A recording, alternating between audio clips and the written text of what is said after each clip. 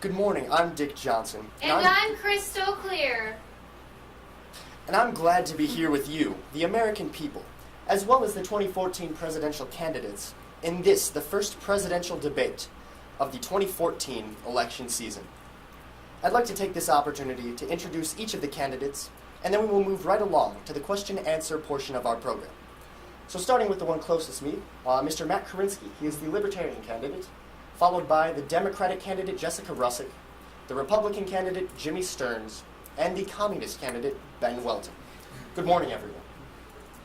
All right, regarding the time frame, I have this handy-dandy watch I will be using to keep track of time, and regarding the questions, each candidate will get 2 minutes to answer each question, and there will be a chance after everyone has completed their answer for a rebuttal. After we finish the questions, we will get 1 to 2 minutes for a closing statement for each candidate. I will start with the first question. In the state of Arkansas, they have created a privatized healthcare system for their citizens. If elected president, where do you stand on this type of privatization, and what will you do to avoid this potential problem if their House of Representatives does not pass the bill by July? Well, if elected president, I will stand for this bill. And if the bill does not pass, I will work to fight for a privatized healthcare system for the American people. I believe that a privatized healthcare system will introduce more competition into the healthcare sector.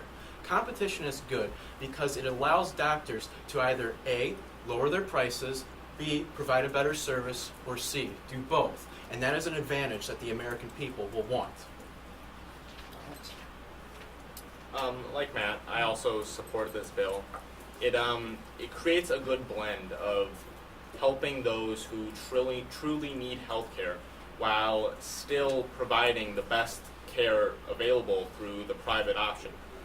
And this, because as Republicans, our goal is to really increase accessibility for those who actually and truly need the help, so it doesn't become a crutch. And if the bill doesn't pass, then we would like we'd encourage Arkansas to offer a grace period for those who would lose their coverage to get off the plan and be able to find their own. I differ in this. Communism is for a socialized healthcare system, which is paid for by business, personal income tax, and lottery proceeds.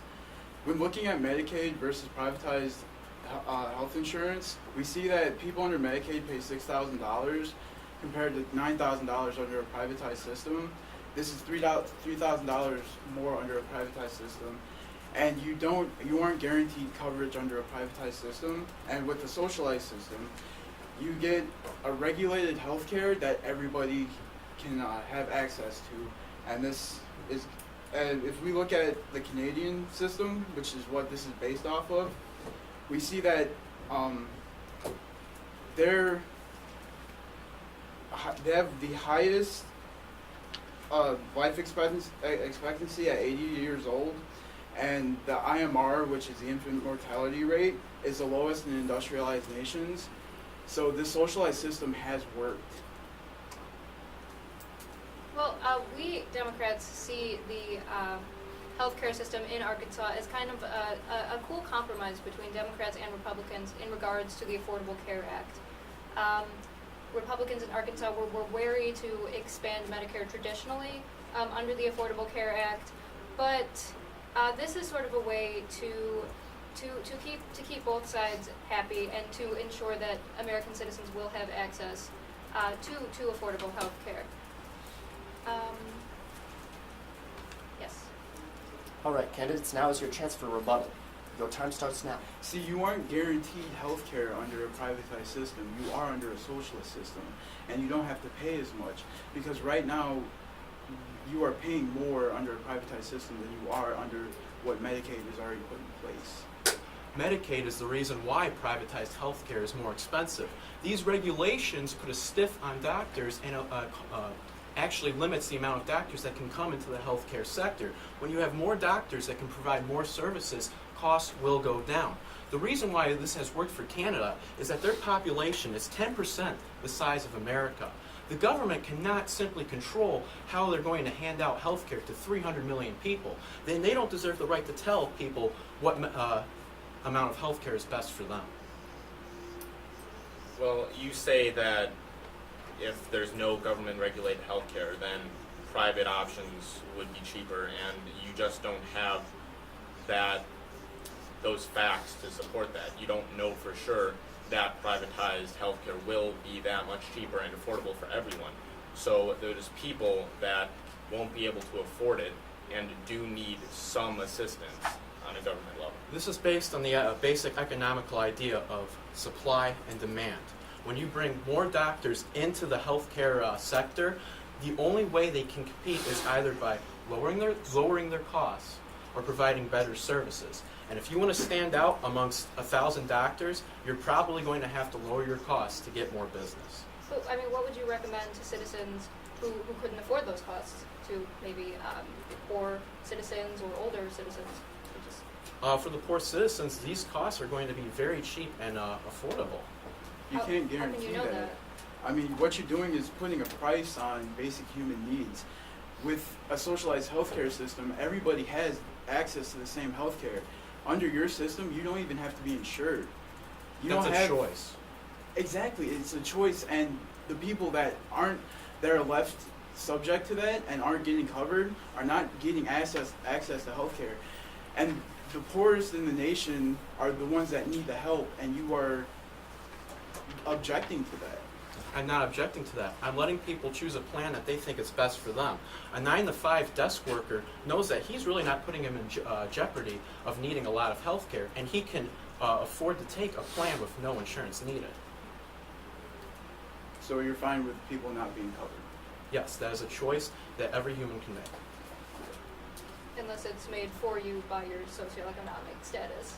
Unless the government chooses for you, which I don't believe they have the right to. They're All not right. choosing for you. You're not forced to be under government healthcare. Then they get penalized under their income tax. So it's saying you either get health care or you get penalized by the government. They are trying to force you into getting coverage that you might not need. This isn't going to happen right away either. You're still going to have high prices even with a privatized system. You're going to leave people with cancer to pay $55,000 medical bills for chemo. You have to realize, I understand you're going through the appeal to emotion here with cancer patients. However, more doctors coming into the sector will have prices lower. It's not appealing to emotion, it's appealing to logic. Well, I'm sorry, but the logic here is supply and demand really matters in bringing prices down. All right, candidates, our time is up for this question. We will be moving on to question number 2. This one is regarding immigration. Immigration reform is a very hot topic in our country. What specific plans for immigration reform will you put into place, if any? And whatever you answer, why do you think your plan will be more successful than your opponent's plan? I plan on demilitarizing the border and allowing more people into the country, and this promotes more primary and secondary production. And the thing is, we need to take care of the illegal aliens that are here right now and make it easier for them to get citizenship, because we're missing out on $400 billion in income tax on illegal aliens. And if we allow them to become part of the American system, we can start gaining taxes from them. Now, the problem is, you can say, what if they don't want to pay taxes? Well, under communism, there's going to be a unionized system for labor, and you can't have access to these unions if we don't know who you are. We can't help you if we don't know who you are. So that these illegal immigrants are left subject to low wages and poor workforce quality. Well, I believe that Ben brought up a good point there, saying we don't know who you are, which is why we support, as Republicans, a strong border. We need to regulate who comes into the country and make sure they're not a threat to the American people, which is the utmost importance. So, but saying that, we still want to help citizens naturalize and become a full part of our American economy. And to do this for citizens that are currently here illegally, we suggest back taxes that will kind of, hopefully, stigmatize and make it make it seem not so appealing to enter the country illegally. And yeah, really, we just want criminal background checks on the people coming to the border, so we know that they're not going to harm the country. Border reform has not worked. We still have 12 million illegal immigrants that are in this nation. And I would like to make the path to legalization a lot easier. We're not going to fine you. We're not going to penalize you. You want to be an American citizen, and I will make sure that happens. The economy is not a net zero policy. These are workers that can come into our economy and benefit our system a lot. And we are also for we are for kind of bringing illegal immigrants who are already here into the light. You know, encouraging them to take that path to citizenship, encouraging them to pay taxes, to undergo background checks. So we know who they are, and so they can help our economy grow as we would like them to. I mean, helping these immigrants it's going to increase business. It's going to cut the deficit. It's going to be a huge boost for the economy. And as in addition to that, we want to help children of illegal immigrants who are also in this country, who came here through no fault of their own. That's called the DREAM Act. Talked about that a little bit last time. All right, now it's time for our rebuttal period. Again, your time starts now. Doesn't closing off the border bottleneck a huge labor supply from Mexico? I'm sorry, what do you mean by bottlenecking the labor supply? Cutting it off, basically. You are making it harder for laborers to come here. We are making sure that the people that do come here, which we still encourage, we're not completely against that. We're making sure that these people are no threat to you people that are here legally. Okay, I was just looking for some clarification. Like, so you're not against people coming here, you just want more checks on them. In a general sense, yes. Okay, so you still want to militarize the border though? Yes. I just find it kind of contradicting that we want to put military on the American border when U.S. Or when illegal Mexicans want to come into our country to become U.S. citizens. It seems kind of contradictory. And with Ben's system, it sounds like he really just wants to have these illegal immigrants get taxed, and I'm not really for that. And the issue with Jessica's plan is, while the DREAM Act does consider children, it doesn't really talk about adults. And with my policy, I want to make sure that all the illegal immigrants have a fair path to legalization. Well, you say my plan prevents Mexicans from coming, and it does, but only those who are a security threat.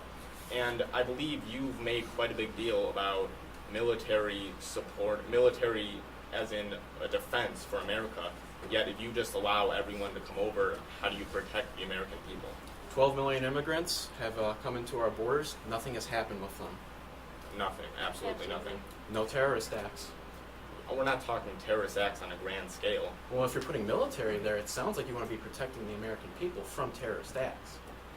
Military doesn't only defend against terrorist acts. Well, what are you trying to protect America from?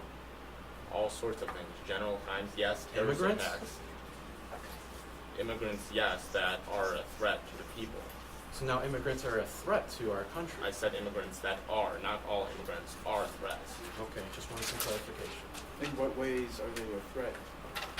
Well, I believe I've said this, that, like Matt said, none reported that we can call to light to terrorist acts have been caused by illegal immigrants, but that doesn't mean that none have been stopped from happening. That doesn't mean that people don't have plans on doing things. And there's also all sorts of other crimes that, like murder. Murder is not a terrorist act. It is, but not in the sense that you guys are getting at. And also, I just don't think- immigrants bring loads of drugs, which I are just illegal. don't think we should ruin the American dream for 12 million people just because maybe one person has killed someone. You're we're starting not- to we're group not- up hard workers with terrorists. I mean, that's just not fair. These people are coming here to work. They're not coming here to bomb the U.S. We're not ruining the American dream for all those immigrants. We're protecting it for all the people that are currently in this country legally and are functioning parts of society that contribute. If drugs are an issue, then that issue stems from the cartels in South America. By legalizing drugs in America and putting it to a storefront, drugs do not become an issue with immigrant people. So you just want all drugs legalized? Essentially, sure. I agree with Matt to a point. I think if the legalization of marijuana was available in the U.S., we could see that it would cut down on the need for cartels to enforce really harsh, just the basic cartel way of killing people. Well, I don't believe the issue stems only from marijuana as a drug, but all sorts of other much more severe drugs. Well, then we'll take it by a step-by-step process. With the legalization of marijuana, let's analyze how big of an issue, for example, heroin could be. Let's not generalize the immigrants with working with these cartels. But in the meantime, before all that process through, which would probably be pretty slow to actually have any sort of correlation with the effects of legalizing drugs, how do you prevent in the meantime those other drugs from not coming across the border? All right, our time has expired on this topic. We will move on to the next question. With ongoing protests in countries like Ukraine and Venezuela, and now the complete lack of government control in Ukraine, if you are elected president, what part do you see the United States playing in these matters, and to what end?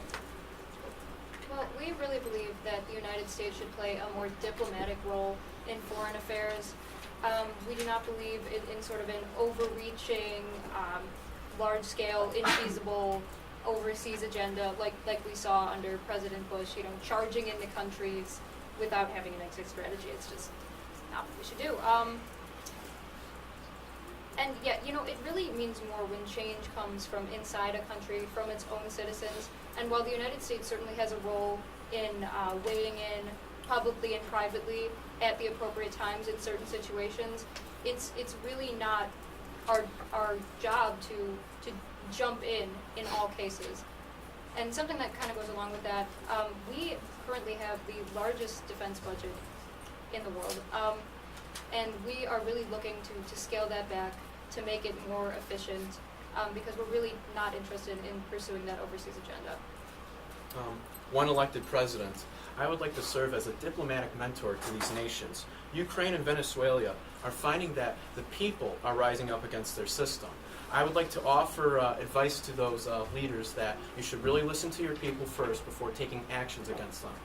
Well, Ukraine and Venezuela, they're both rebelling on what they claim, I don't know specifics, but to be democratic principles.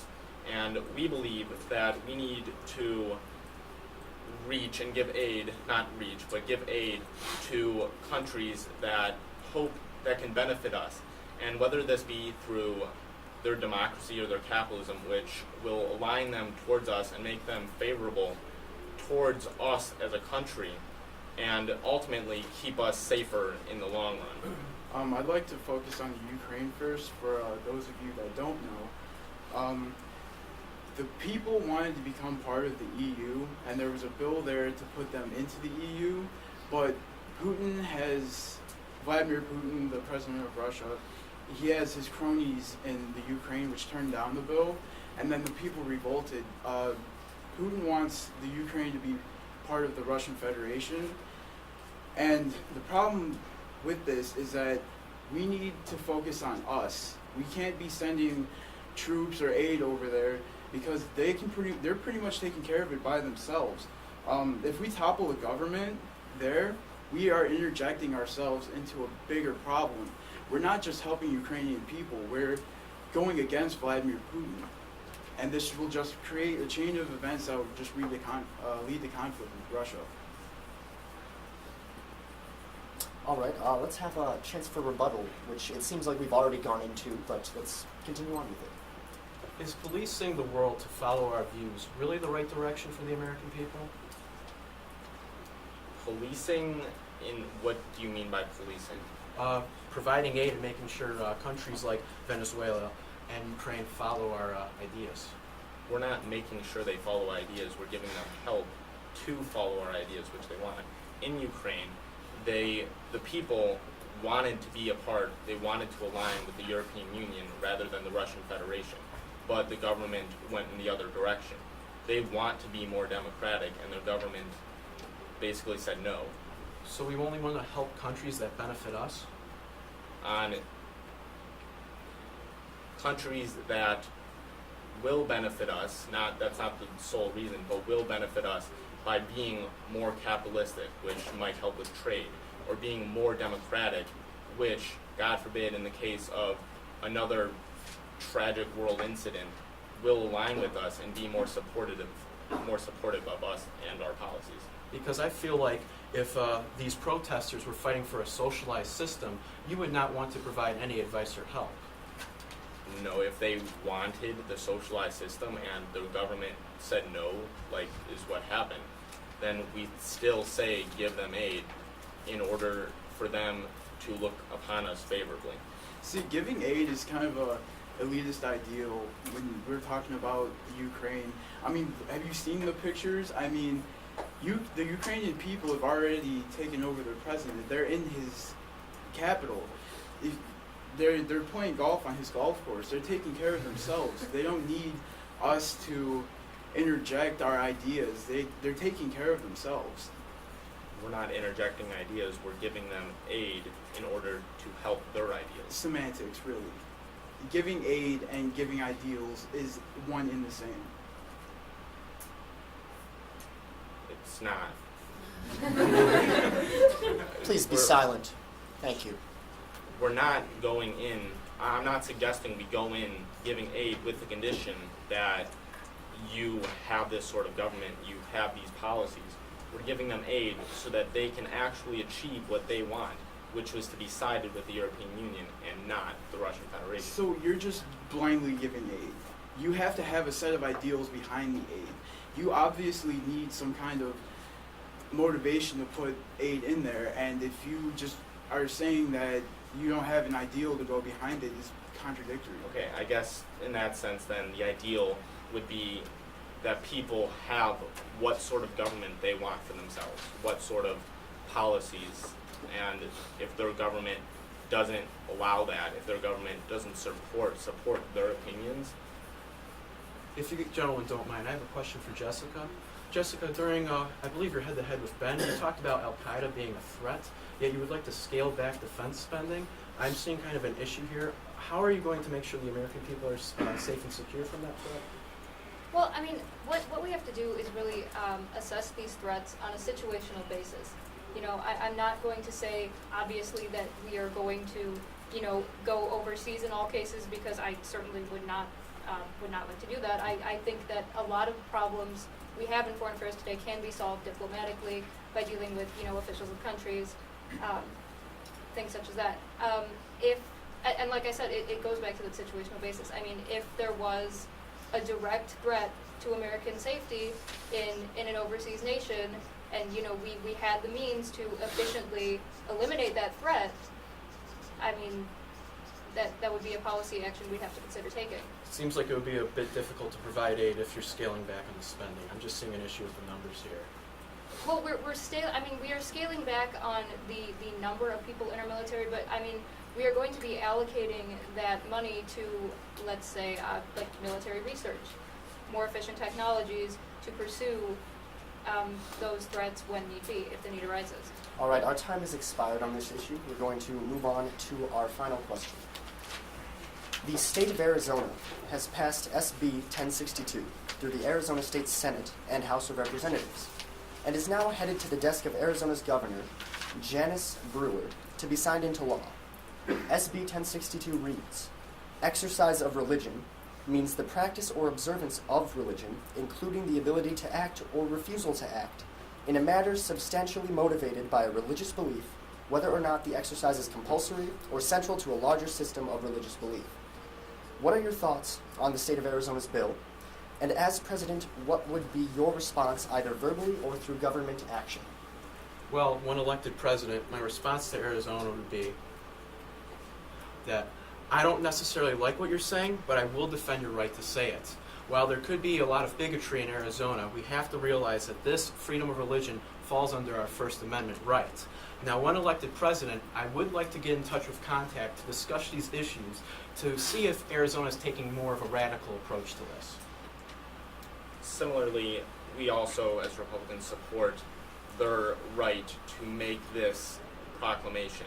And I guess my response to it would be they have to be prepared for any sort of outcry that their people, the Arizonian people, might give. For instance, the businesses that actually support this policy and exercise this right, they might get protested. They might get boycotted and not have any business, and then they'd go out of business. So really, Arizona just needs to make sure that this is what their people want and be prepared if it's not. But this bill really is a gross violation of civil rights on many levels. It opens the door to discriminate against people based on their race, their familial status, their religion. I mean, really anything you could think of. And if this law was passed, it's essentially writing a blank check for other states to pass similar laws. I mean, and this is a bill that's going to impact Arizona businesses negatively. I mean, several businesses such as Apple or organizations such as the NFL have already spoken out against it. I mean, if I was elected president, I would be very outspoken against this law. It's a danger. It's something that yeah. I have to agree with Jessica on this. I view this bill as a step backwards for civil rights. This bill promotes discrimination. Now, don't get me wrong. Religion has always been a cornerstone for America, and they've always had the right to say what they want. But in this case, this is allowing discrimination. If we look back at the race wars in the 60s, this same kind of thing happened, and the government interjecting is what solved it. So I do not agree with this bill. I think this promotes discrimination, and I'm completely against it. All right, now is our opportunity for rebuttal. Well, while I do respect your both of your admirations for civil rights, we have to realize that in order to make these civil rights happen, because the Civil Rights Act of 1964 only classifies it to like race and religion, they don't mention sexual orientation, we're going to need to work together with Congress to really pass maybe a right or an amendment to have this happen. Right now, we only have 22 states that have actually stood up for gay rights. Now, if you want to pass an amendment, you need 38 states. So you're saying a government amendment to promote social equality. Isn't that contradictory to your platform? Not necessarily, because what I said was I would be working with Congress to discuss these issues and to consider working together to find a better solution to this problem. We're going to respect states' rights for now, but I will be working for that civil right that gays should have. See, saying you're going to work for it, and then it's kind of ambiguous. You are against government involvement, but you are saying that you want to get involved with this. I mean, you are specifically saying you want the states to be able to control it, and this is what's happening with the states in control, and now you want to change that. This minimum government that I'm standing for is for the rights of the people, and right now sexual orientation is not included in that right. I would like to work So with... you don't view it as a right? You It's don't think nowhere, people it's with not sexual stated in the orientation Constitution. I have should my own have beliefs. equality? I have my own beliefs, and I would like to work towards it. But right now, under the Constitution, freedom of speech reigns supreme. If you keep this state keeping with the bill, you're promoting discrimination, and it sounds like you're perfectly fine with that. The state, or the people in that state, elected officials to represent their views best. Yep. But going off of that, Jessica, you mentioned, I have 2 points here. First, that the bill would negatively impact businesses. And I guess in a sense, if the business followed this practice and its consumers didn't agree with it, then maybe yes. But that would just be a cue to the business to change. And also, you also said that this bill would lead it to happening in other states. And it's been introduced in a few other states, and it hasn't passed because the constituents of that state don't agree with it. So they didn't want it, so it didn't pass.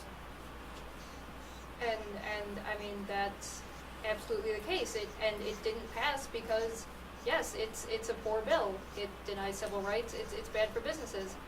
I mean, and I think that's a good thing. That does show that citizens are looking out for each other and businesses are looking out for each other, or businesses are looking out in that way as well. I'm still going to be very outspoken against this bill. I mean, that doesn't change my opinion, and it doesn't change my opinion that the federal government does have a right to its citizens to ensure that bills like this aren't passed in the future. Well, the citizens of Arizona obviously have some sort of support for the bill because they elected the officials that brought it into place.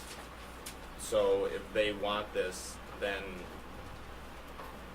those are the citizens that want this for their state. What Jessica and I believe we would both like to see is Congress should just consider whether or not sexual orientation should be considered a civil right and under those service laws. Before we finish, I'd like to give you each an opportunity to make a closing statement. Whoever would like to start may start. You get 1 to 2 minutes.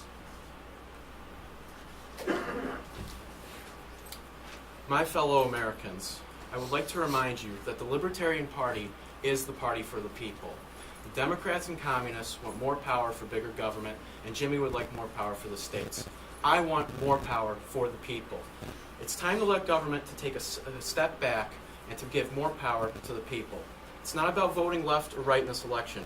It's about voting America to go into a direction that is forward. And when you vote for Matt Korinsky, you're voting for someone that matters to you. I would like to remind people that the Democratic Party is really the party of the people. We are the party that advocates affordable health care. We are the party that advocates social justice. And, parties such as communism, communism has no government support. Communism would not work in this country. And really, I think the Democrats are just, but the Democratic Party would be beneficial to the people on so many different levels.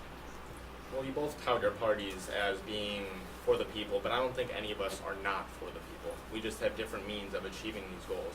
And I believe that my means of giving power to the states where people can elect representatives that best know them and their needs, that's the way to go about giving power back to the people and reducing the size of government in general, which is a controlling factor.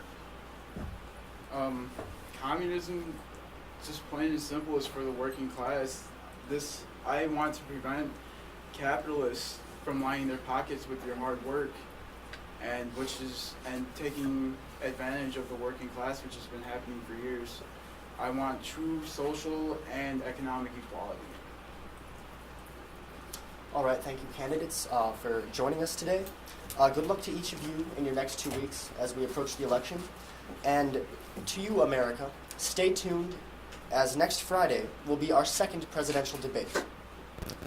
I'm Dick Johnson. And I'm Crystal Clear. And you are America. And thank you for joining us.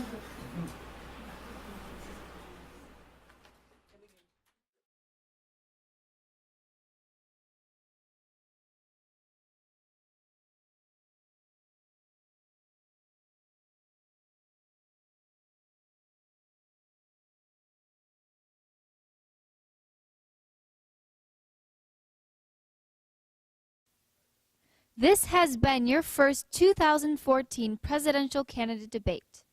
After viewing each of the candidates' responses, I now have a clear idea of what each of the candidates' images are. Libertarian Party candidate Matt Korinsky has a platform that is appealing to the general public with catchy phrases and has great confidence. His opponent, Republican Party candidate James Stearns, has a moderate platform and great support from the party. Yet, he lacks charisma, which may prevent him from getting support in the future. Democratic candidate Jessica Rusick has difficulty speaking on the spot, and rumor has it she doesn't get a lot of support from her party. Communist candidate Ben Welton has a platform that is appealing to the lower class, but may make enemies with the upper class in the future. Tune in next week to EHSBC on Friday, March 7th for the Town Hall debate. This has been your recap with Crystal Clear. Thank you, and we'll see you next week.